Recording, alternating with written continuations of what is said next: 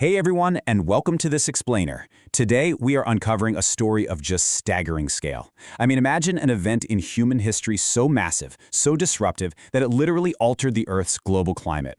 We're talking about the colonization of the Americas, the absolute climate shock that followed, and the profoundly advanced, deeply interconnected, lost worlds that thrived here long before 1492.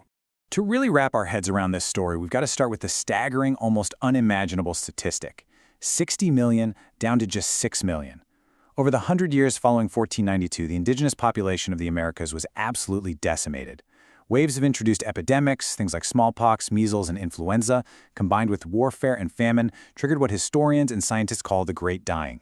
Guys, that is a 90% drop in the population. It's just devastating.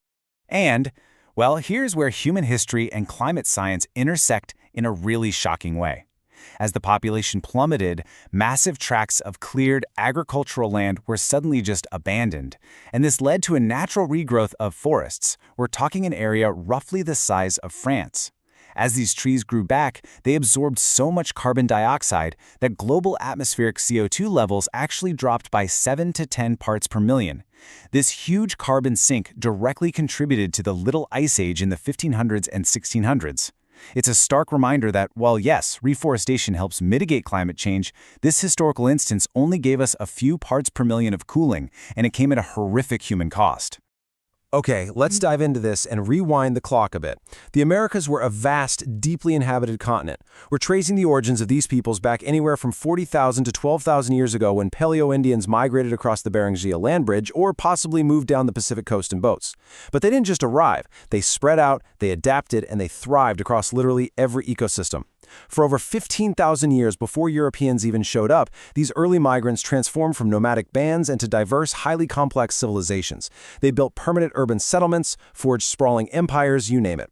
Far from being some untouched wilderness, the Americas were heavily cultivated, engineered, and civilized. Section 1. Origins of Amerindian Civilizations, 15,000 plus years of thriving culture. Moving on to Section 2. Advanced Math and Astronomy. Counting the cosmos. I am genuinely so excited to talk about this part, because their grasp of numbers was brilliantly ingenious, and this brilliantly illustrates the diversity of their knowledge. Take the Inca Empire, stretching across the Andes. They didn't use a traditional written alphabet. Instead, they recorded complex administrative data using a base 10 decimal system on physical knotted cords called quipus.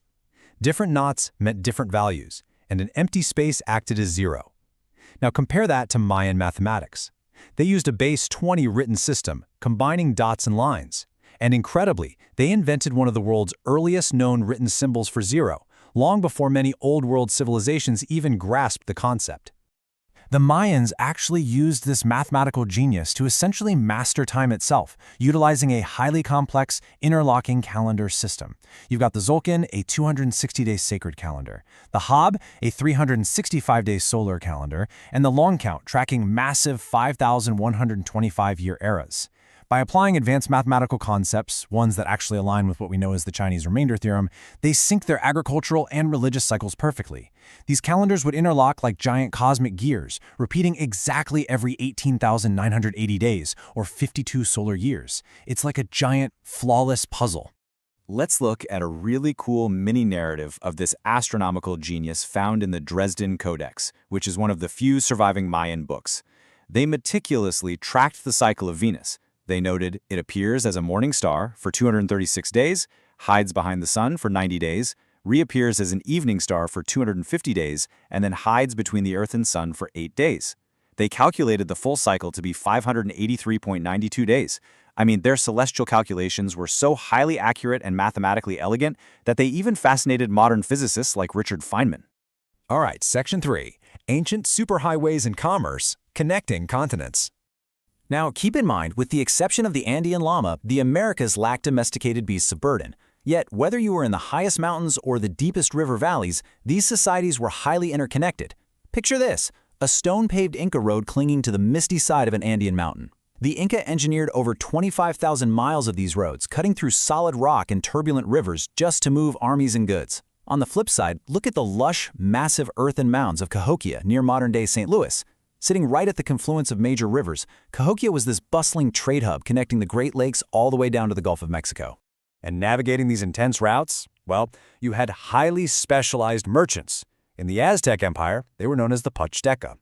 These were professional traveling merchants who took on some seriously distant, perilous expeditions. Because everything had to be carried on human backs or by canoe, they specialized in low-bulk, high-value luxury goods. We're talking precious metals, jade, cacao, and those vibrant feathers from tropical birds. To really grasp the awe-inspiring scale of these networks, just consider this. Ancestral Puebloans in the U.S. Southwest were exchanging desert turquoise with Mesoamerican societies for those tropical bird feathers and cacao. Think about that for a second. That is an overland distance of over 1,200 miles, crossing massive, punishing deserts. And we know for sure this trade happened because scientists have actually found residual theobromine, the chemical marker for cacao chocolate, in ancient cylindrical vessels excavated in Chaco Canyon, New Mexico. Mind-blowing, right? Which brings us to Section 4, an enduring indigenous legacy, surviving knowledge.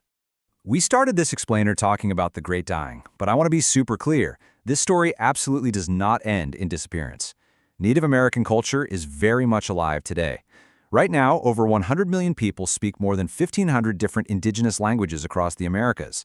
The Quechua people, for instance, with a population of over 10 million spanning Peru, Ecuador, Bolivia, and beyond, are the largest surviving indigenous group. They continue to keep their ancestral languages, agricultural practices, and vibrant traditions thriving. So the crucial point is, how does all this ancient knowledge apply to our modern world? Well, as Dr. Christina Eisenberg points out in her work on cultivating partnerships, modern environmental science is now actively looking back and partnering with indigenous knowledge for modern land stewardship. We're finally realizing that the practices honed for thousands of years by these civilizations hold vital keys for our future ecological health. It brings the whole climate story full circle.